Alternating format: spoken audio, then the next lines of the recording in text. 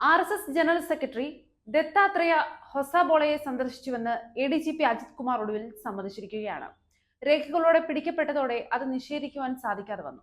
LDF സർക്കാർ ADGP സ്ഥാനത്ത് നിയോഗിച്ച പോലീസ് ക്രമസമാധാന ചുമതലയുള്ള പോലീസ് മേധാവി എന്തിനാണ് RSS സെക്രട്ടറിയെ കാണുന്നത്?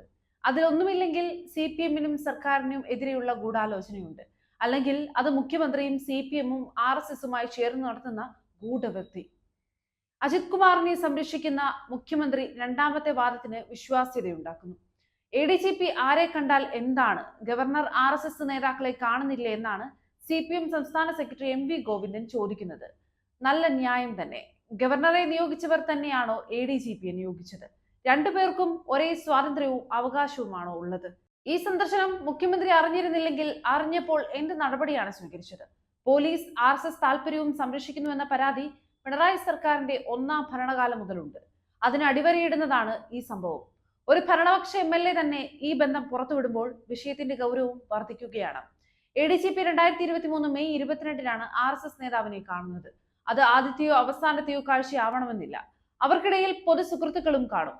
ഇടതുപക്ഷ രാഷ്ട്രീയത്തിന് മുഖ്യ ശത്രുവായ RSS-ഉമായി ഇടതുപക്ഷ സർക്കാരിന്റെ ADGP പുലർത്തുന്ന രഹസ്യബന്ധം ഭരണത്തിന് ഗുണകരമാവില്ല. മാത്രമല്ല, തൃശൂർ പൂരത്തിൽ അവർക്ക് അനുകൂലമായ വിധം പോലീസ് ഇടപെടുന്നത് പിന്നീട് നാം കാണുന്നുണ്ട്. ഈ ഇടപെടലാകട്ടെ തൃശൂരിൽ ഒരു BJP ലോക്സഭാംഗം ഉണ്ടാകുന്ന അവസ്ഥയുണ്ടാക്കി. എന്നിട്ടും MV ഗോവിന്ദന് ആ കൂടിക്കാഴ്ചയുടെ ഗൗരവം മനസ്സിലാവുന്നില്ല, അല്ലെങ്കിൽ അദ്ദേഹം ആ കൂടിക്കാഴ്ചയെ നിസ്സാരവൽക്കരിക്കുന്നു. അതെന്തിനാണ്?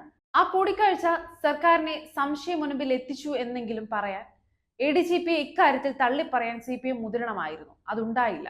അതിനാൽ മറനീക്കി പുറത്തു വരുന്നത് CPM RSS ഗൂഢബന്ധങ്ങൾ തന്നെയാണെന്ന് കരുതാൻ നാം നിർബന്ധിതരാകുന്നു.